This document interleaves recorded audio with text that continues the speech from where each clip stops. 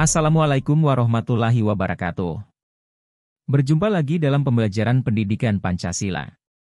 Kali ini, kita akan belajar materi tentang Undang-Undang Dasar Negara Republik Indonesia tahun 1945. Dengan lingkup materi, Undang-Undang Dasar Negara Republik Indonesia tahun 1945 sebagai sumber hukum tertinggi.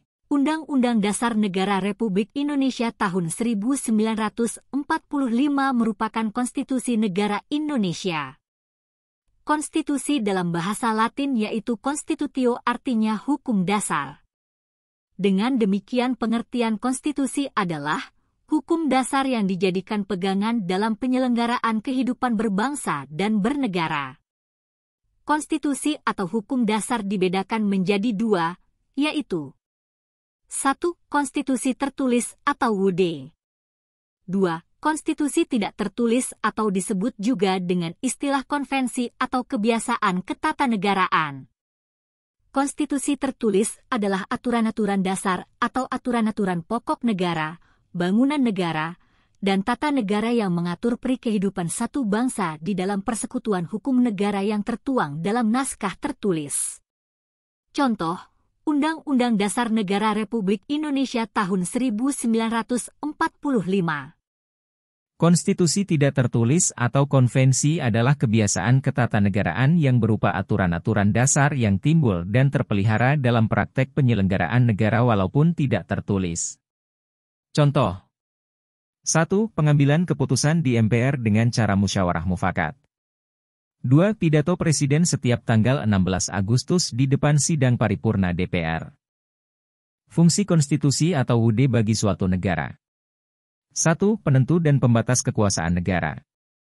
2. Pengatur hubungan kekuasaan antar lembaga negara. 3. Sebagai simbol pemersatu bangsa. 4. Sarana pengendalian masyarakat.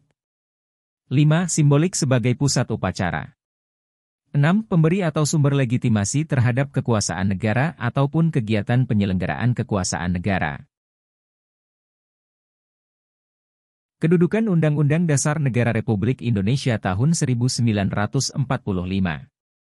Undang-Undang Dasar Negara Republik Indonesia tahun 1945 merupakan hukum yang tertinggi dan fundamental karena merupakan sumber legitimasi atau landasan bentuk-bentuk peraturan perundang-undangan di bawahnya, sehingga peraturan-peraturan di bawahnya tidak boleh bertentangan dengan Undang-Undang Dasar Negara Republik Indonesia tahun 1945 dan harus berpedoman pada Undang-Undang Dasar Negara Republik Indonesia tahun 1945.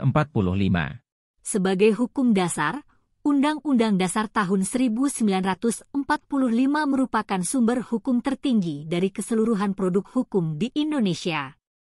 Undang-Undang Dasar tahun 1945 juga mempunyai fungsi sebagai alat kontrol, dalam pengertian bahwa Undang-Undang Dasar tahun 1945 mengontrol apakah norma hukum yang lebih rendah sesuai atau tidak dengan norma hukum yang lebih tinggi.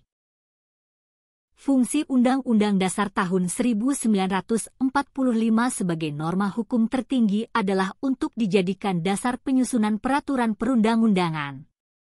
Kedudukan Undang-Undang Dasar tahun 1945 sebagai sumber hukum tertinggi dijelaskan dan telah diatur dalam Undang-Undang Nomor 12 Tahun 2011 sebagaimana telah diubah menjadi Undang-Undang Nomor 15 Tahun 2019 tentang perubahan atas Undang-Undang Nomor 12 Tahun 2011 tentang pembentukan peraturan perundang-undangan. Saat ini, hierarki atau tata urutan peraturan perundang-undangan di Indonesia terbagi atas 7, yaitu 1. Undang-Undang Dasar Negara Republik Indonesia tahun 1945. 2. Ketetapan MPR. 3. Undang-undang atau peraturan pemerintah pengganti undang-undang. 4. Peraturan pemerintah. 5. Peraturan Presiden. 6. Peraturan daerah provinsi. 7. Peraturan daerah kabupaten atau kota. Fungsi Undang-Undang Dasar dalam negara demokrasi.